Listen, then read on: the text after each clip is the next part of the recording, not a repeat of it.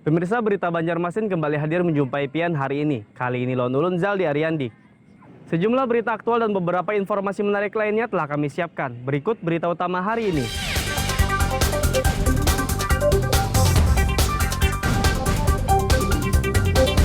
Mencuri untuk mabuk dan berjudi, kakak beradik di Kota Baru ditangkap polisi.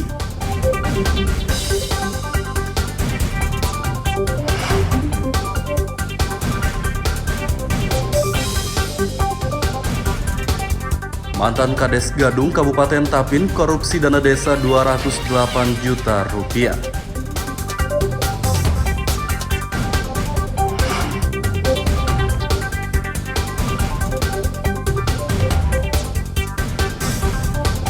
Tumpukan karung berisi lumpur di depan Masjid Sabilal Muhtadin Banjarmasin dikeluhkan warga.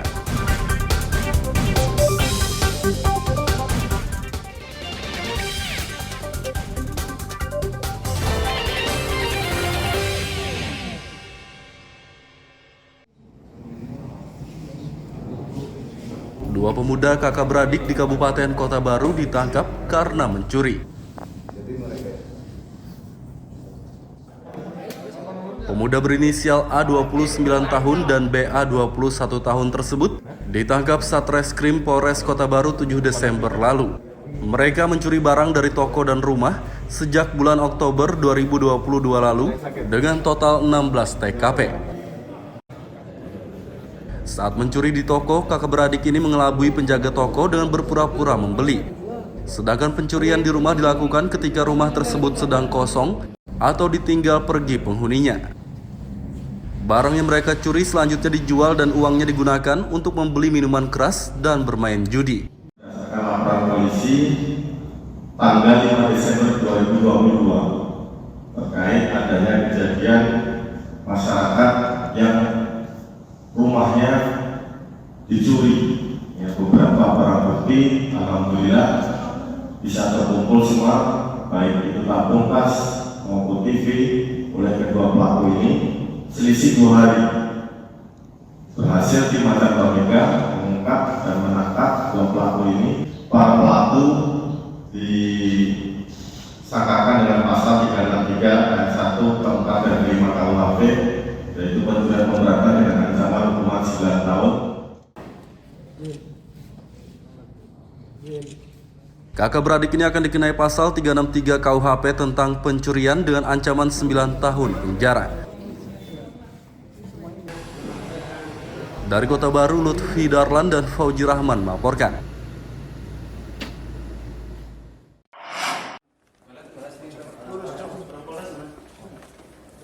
Mantan Kepala Desa Gadung periode 2013-2018 berinisial H ditetapkan sebagai tersangka korupsi oleh Kejaksaan Negeri Kabupaten Tapin Senin sore. Pria berusia 56 tahun tersebut diduga menyelewengkan anggaran pendapatan dan belanja dana desa Gadung Kecamatan Bekarangan tahun 2017 lalu. Dari total 1,5 miliar rupiah anggaran dana desa, 208 juta rupiah diantaranya tidak dapat dipertanggungjawabkan oleh tersangka. Setelah ditetapkan sebagai tersangka, H akan dititipkan di Mapolres Tapin untuk ditahan selama 20 hari ke depan. Sejumlah 1.183.165.547 rupiah, yang mana dalam hal penggunaan anggaran tersebut yang mana tidak dapat dipertanggungjawabkan berdasarkan keterangan ahli sekitar 208.754.889 rupiah. Demikian yang bisa saya sampaikan secara singkat mengenai kasus posisi maupun terhadap status dari tersangka inisial H. Tersangka akan dikenai pasal 2 ayat 1 junto pasal 18 Undang-Undang Nomor 31 Tahun 1999 tentang pemberantasan tindak pidana korupsi dengan ancaman 20 tahun penjara.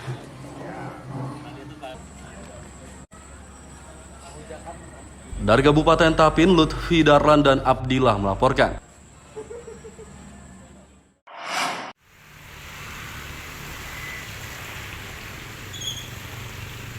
Ratusan karung berisi lumpur menumpuk di depan Masjid Raya Sabilal Muhtadin, kawasan R. Suprapto, Banjarmasin Tengah.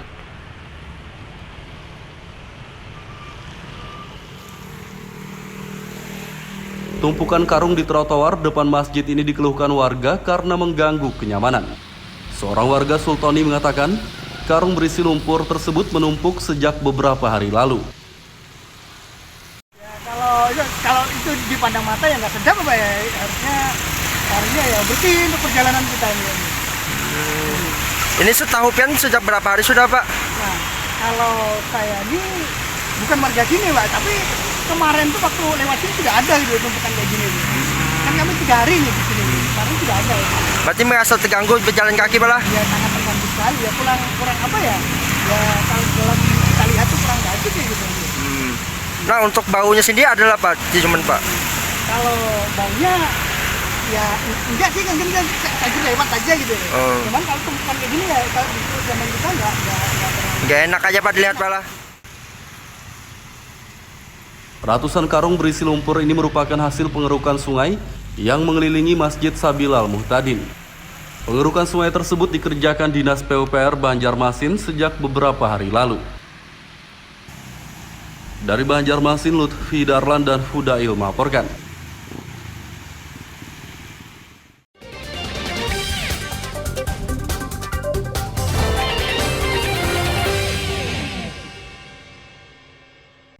Pemirsa masih bersama kami dalam Habar Banjarmasin. Gasan pian yang hanyar bergabung, berikut Habar Banjarmasin utama hari ini.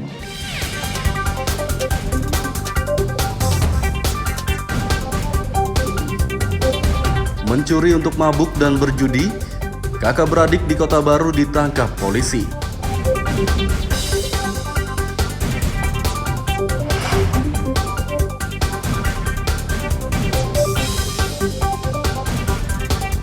Mantan Kades Gadung Kabupaten Tapin korupsi dana desa 208 juta rupiah.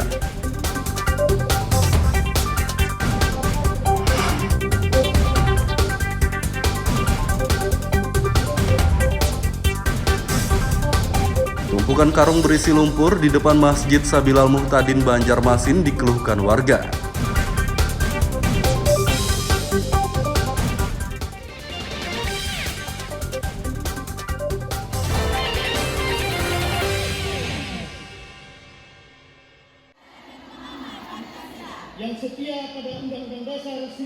Tunjangan penambah penghasilan bagi guru berstatus pegawai pemerintah dengan perjanjian kerja P3K Banjarmasin yang dijanjikan dibayar pada November 2022 lalu hingga kini tak kunjung cair. Padahal para guru P3K di Kota Seribu Sungai ini sudah menyerahkan berkas dan persyaratannya diminta Dinas Pendidikan sebelum November lalu. Kepala Dinas Pendidikan Nuryadi mengatakan, tunjangan guru P3K tahun 2022 sudah dianggarkan 7 miliar rupiah.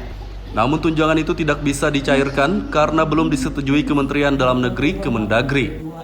Menurutnya Kemendagri belum menyetujui karena sedang mengevaluasi kebijakan terkait pencairan tunjangan tersebut. Pendidikan mengajukan usul dengan ke Dewan, sudah ada disetujui ya hampir 7 miliar. Di 2023 ini juga 25 miliar, itu semua tidak jadi masalah. Namun kata Pak Wali Kota, kita ada mengirim utusan ke Kementerian Dalam Negeri Keuangan, sehingga di Kementerian Keuangan itu ternyata Banjarmasin itu kelebihan belanja pegawai. Nah, dengan momentum kelebihan belanja pegawai itu lah akibatnya kita tidak berani membayar karena ada penalti nantinya dari Kementerian Dalam Negeri karena kelebihan belanja pegawai tersebut. Sehingga kami juga sangat prihatin dan menahan diri juga untuk tidak memberikan di tahun 2022. Nuryadi menambahkan selain tahun 2022, pihaknya juga sudah menganggarkan tunjangan guru P3K untuk tahun 2023, yakni sebesar 25 miliar rupiah. Dari Banjarmasin, Lutfi Darlan dan Fudail melaporkan.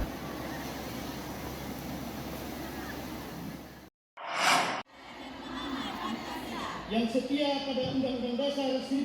Belum cairnya tunjangan penambah penghasilan guru P3K Banjarmasin mendapat perhatian Wali Kota Ibnu Sina.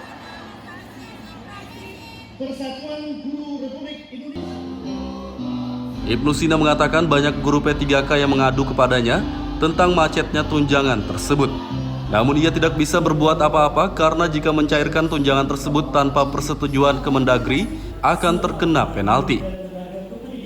Misalnya terkait dengan penerimaan P3K guru, tunjangan daerahnya belum keluar, TPP-nya belum keluar. Saya kira itu menjadi keinginan kita bersama, tetapi dalam evaluasi Mendagri seluruh Indonesia sama, tidak ada yang berani membayarkan, kecuali nanti ada izin dari Menteri Dalam Negeri. Apakah hak mereka tetap akan ditunaikan? Mudah-mudahan pada saatnya nanti 2023, mungkin ini kan sudah bulan Desember. Dalam evaluasi mudah-mudahan ada persetujuan sehingga daerah-daerah siap untuk memberikan hak dari guru-guru P3K. Ibnu Sina menambahkan pihaknya akan mencairkan tunjangan tersebut jika sudah disetujui Kemendagri. Dari Banjarmasin, Lutfi Darlan dan Fudail melaporkan.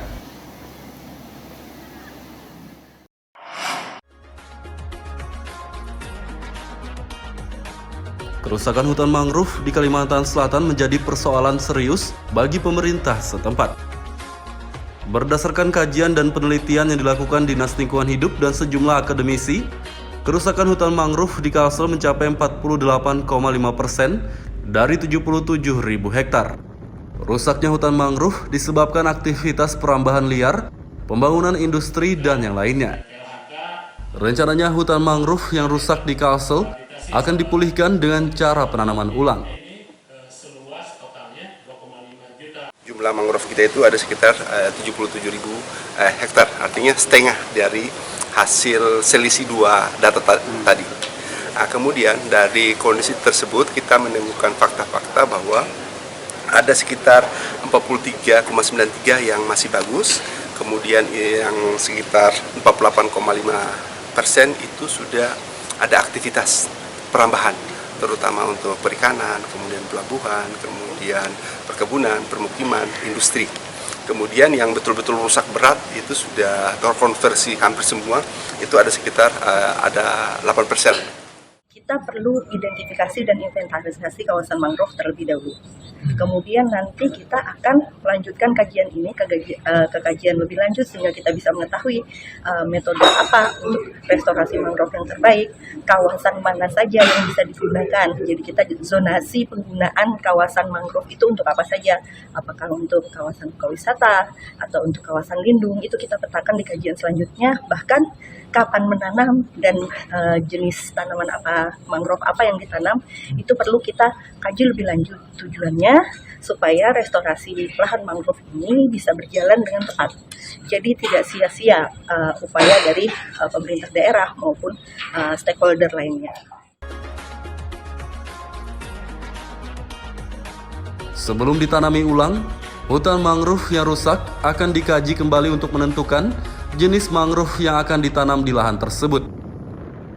Dari Banjarbaru, Lutfi Darlan dan Ahmad Fauzi melaporkan.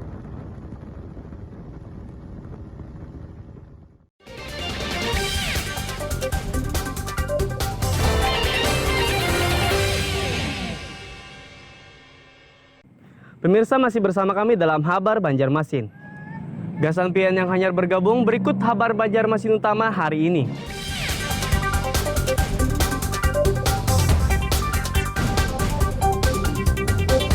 Mencuri untuk mabuk dan berjudi, kakak beradik di Kota Baru ditangkap polisi.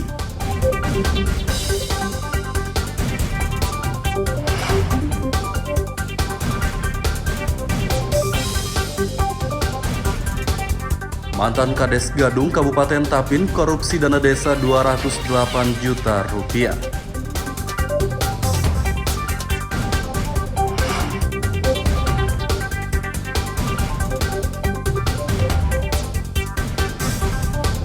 Tumpukan karung berisi lumpur di depan Masjid Sabilal Muhtadin Banjarmasin dikeluhkan warga.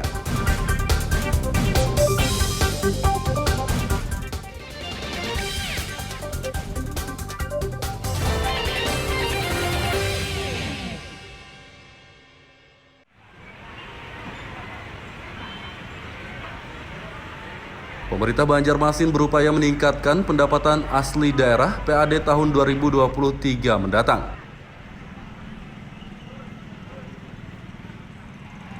Berbagai cara akan dilakukan untuk meningkatkan PAD tahun 2023 nanti, salah satunya melalui pajak dan retribusi parkir. Untuk itu, objek wajib pajak parkir di Banjarmasin, seperti mal dan fasilitas publik lainnya, akan didata ulang. Karena mereka sering bertanya kenapa BPKAD ikut menagih. Ikut menagih, padahal kan ini kan artinya disuruh. Akhirnya dengan sosialisasi ini memberi pengertian bahwa kalau pajak parkir itu dilakukannya dengan tanya. Pak, kalau dengan adanya parkir liar ini terjadi kebocoran pendapatan? Iya, pendapatan. Jelas, pendapatan bocor. Cuma kan kami ini sambil mengerjakan pendataan dalam parkir liar. Ada berapa, Pak? Indikasinya parkir liar di Banjarmasin? Itu datanya ranahnya juga jangan diusul. Selain pendataan ulang, sosialisasi terkait retribusi dan pajak parkir kepada objek wajib pajak parkir juga akan digencarkan. Saat ini objek wajib pajak parkir di Banjarmasin yang terdata 177 titik. Dari Banjarmasin, Lutfi Darlan dan Hudail melaporkan. Mempersiapkan.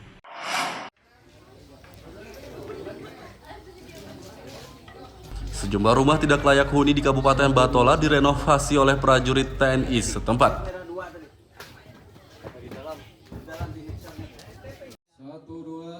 Bantuan renovasi rumah diterima oleh 2 warga kurang mampu dari Desa Kolam Kiri, Kecamatan Barambai, dan Kelurahan Lepasan, Kecamatan Bakumpai. Sebelum direnovasi, kedua rumah tersebut sangat memprihatinkan karena sebagian besar bangunannya rusak berat. Salah satu pemilik rumah, Muhammad Syukur, mengatakan ia tidak mampu merenovasi rumahnya karena penghasilan sehari-hari dari bekerja sebagai buruh cangkul hanya cukup untuk makan sekeluarga. Ia bersyukur impiannya tinggal di rumah yang layak kini terkabul berkat bantuan para prajurit TNI. Dan rumah saya sebelum dibongkar dan sebelum dibangun nggak layak lagi sudah. Paling rusak tuh Pak kondisinya di bagian apa Pak? Bagian samping kanan dan kiri, samping kanan sama belakang. Kalau lantainya gimana Pak? Kalau lantainya sebagian tanah udah. Jadi ini Pak dapat bantuan bedah rumah nih kayak apa pian responnya? Ya responnya yang jelas senang. Dandim 1005 Batola Letkol Infantri Kadirman Gultom berpesan kepada warga yang mendapat bantuan renovasi agar merawat rumah tersebut dengan sebaik-baiknya. Untuk kondisi ini yang kita perbaiki sekarang, ya awalnya itu dinding maupun lantainya itu sudah lapuk sehingga itu kita bongkar, ya kemudian kita ganti papan yang lebih bagus. Ya, kemudian itu juga tadi ada kita perbantukan juga untuk kasur yang mudah-mudahan memang itu berguna dan layak untuk ditempati. Kemudian kita kasihkan juga karpet ya supaya lebih nyaman tinggal di rumah.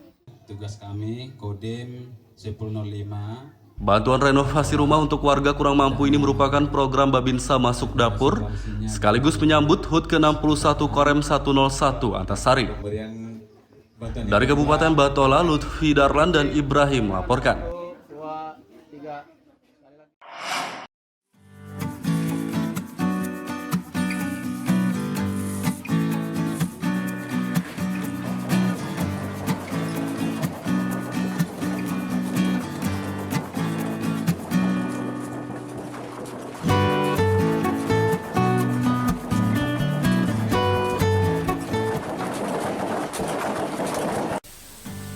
Tumbuhan purun merupakan jenis tumbuhan liar yang biasanya tumbuh di daerah dataran rendah seperti di lahan hutan galam atau lahan pertanian. Tumbuhan ini biasanya digunakan untuk membuat berbagai macam kerajinan anyaman seperti bakul, tikar, topi, tas, dan berbagai macam kerajinan lainnya. Kerajinan anyaman purun biasanya ditekuni oleh kaum ibu-ibu petani seperti di Kabupaten Batola ini. Penganyaman tumbuhan purun menjadi kerajinan merupakan kegiatan yang biasa mereka lakukan sehari-hari di sela waktu mereka bertani.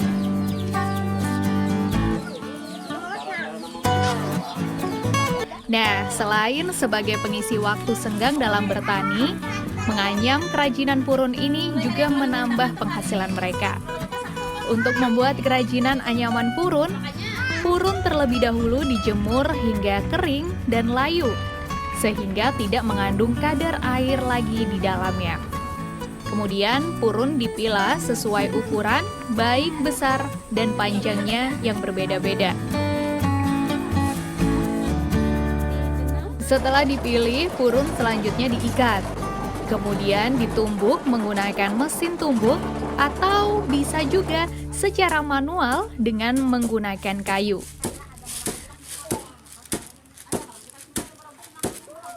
Proses ini akan membuat purun lebih kuat dan benar-benar kering serta tidak mengandung kadar air lagi.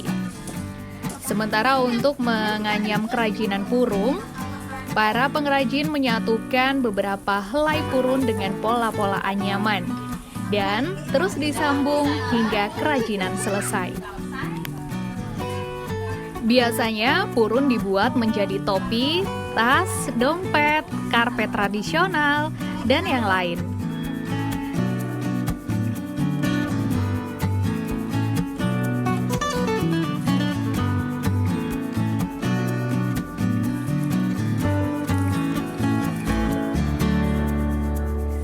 Salah seorang pengrajin anyaman purun, yaitu Erna, mengatakan membuat kerajinan purun merupakan kegiatan sampingan selain bertani. Dengan menganyam purun, dia mendapatkan tambahan penghasilan untuk kebutuhan sehari-hari keluarganya. Kalau selain membuat tikar ini apa biasanya? Itu abah rumah petani kita habis tanam ini sampingannya lagi.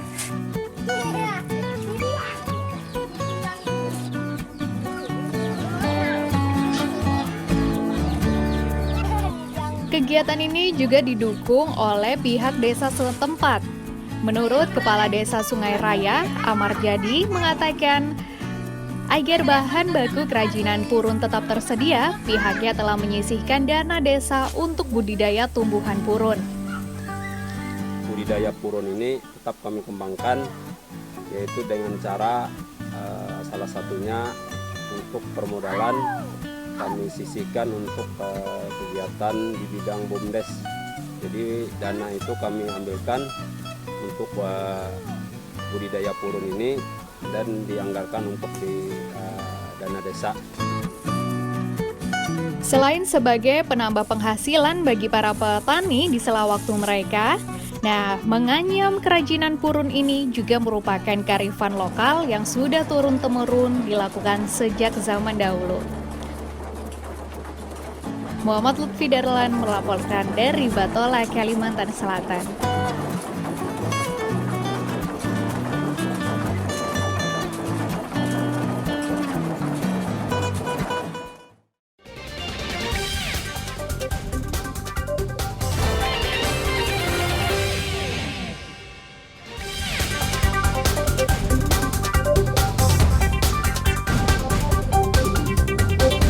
Mencuri untuk mabuk dan berjudi, kakak beradik di Kota Baru ditangkap polisi.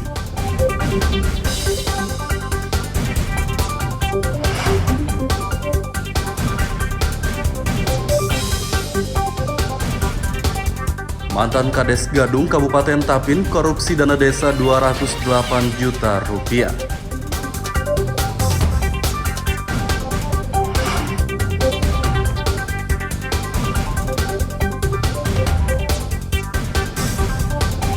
Tumpukan karung berisi lumpur di depan Masjid Sabilal Muhtadin Banjarmasin dikeluhkan warga.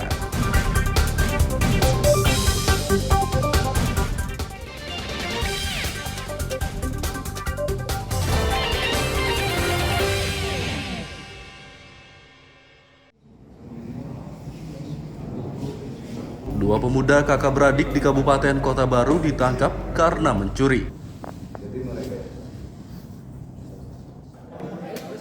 Pemuda berinisial A 29 tahun dan BA 21 tahun tersebut ditangkap Satreskrim Polres Kota Baru 7 Desember lalu.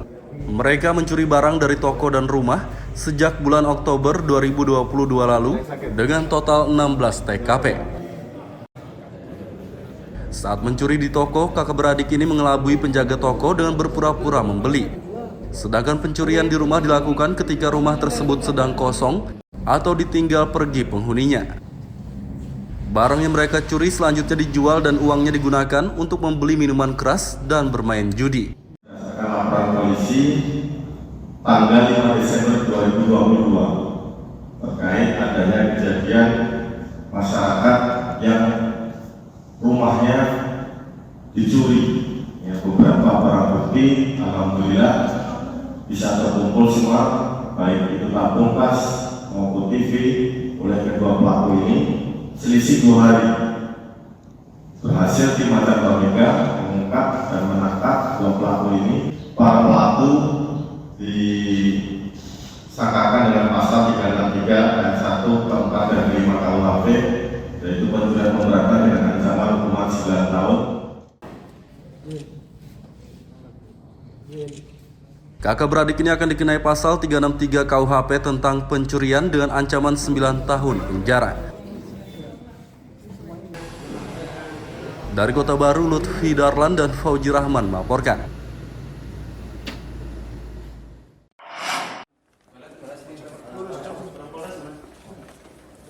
Mantan Kepala Desa Gadung periode 2013-2018 berinisial H ditetapkan sebagai tersangka korupsi oleh Kejaksaan Negeri Kabupaten Tapin Senin sore.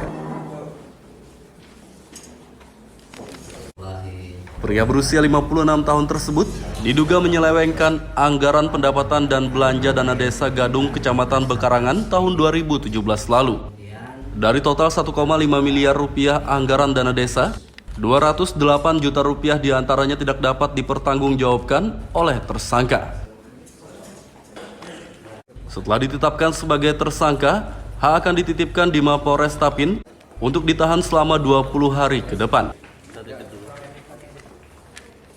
Sejumlah 1.583.165.547 rupiah, yang mana dalam hal penggunaan anggaran tersebut yang mana tidak dapat dipertanggungjawabkan berdasarkan keterangan ahli sekitar 208.754.889 rupiah. Demikian yang bisa saya sampaikan secara singkat mengenai kasus posisi maupun terhadap status dari tersangka inisial H. Tersangka akan dikenai pasal 2 ayat 1 junto pasal 18 Undang-Undang Nomor 31 Tahun 1999 tentang pemberantasan tindak pidana korupsi dengan ancaman 20 tahun penjara.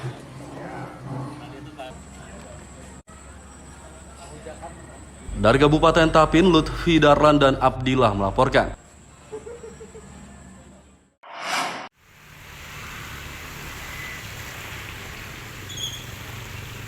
Ratusan karung berisi lumpur menumpuk di depan Masjid Raya Sabilal Muhtadin, kawasan R. Suprapto, Banjarmasin Tengah.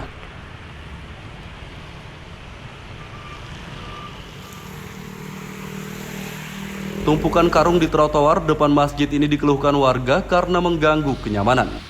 Seorang warga Sultoni mengatakan, karung berisi lumpur tersebut menumpuk sejak beberapa hari lalu. Ya, kalau itu dipandang mata ya nggak sedap apa ya, harusnya ya bersih untuk perjalanan kita ini. Ini setahu pian sejak berapa hari sudah, Pak? Nah, kalau saya ini bukan warga sini, Pak, tapi kemarin tuh waktu lewat sini sudah ada gitu tumpukan kayak gini. Kan kami 3 hari nih di sini, kemarin sudah ada.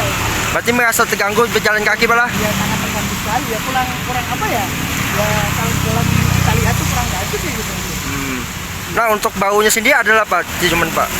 Kalau baunya Ya enggak sih kan gini kan saja lewat aja gitu. Cuman kalau tumpukan kayak gini ya kalau di zaman kita Nggak enak aja Pak dilihat Pak lah. Ratusan karung berisi lumpur ini merupakan hasil pengerukan sungai yang mengelilingi Masjid Sabilal Muhtadin. Pengerukan sungai tersebut dikerjakan Dinas PUPR Banjarmasin sejak beberapa hari lalu. Dari Banjarmasin, Lutfi Darlan dan Hudail melaporkan. Pemirsa, informasi tadi sekaligus menutup perjumpaan kita kali ini. Ulun Zaldi Ariandi, lawan buhan redaksi mengucapkan selamat beraktivitas, sampai jumpa.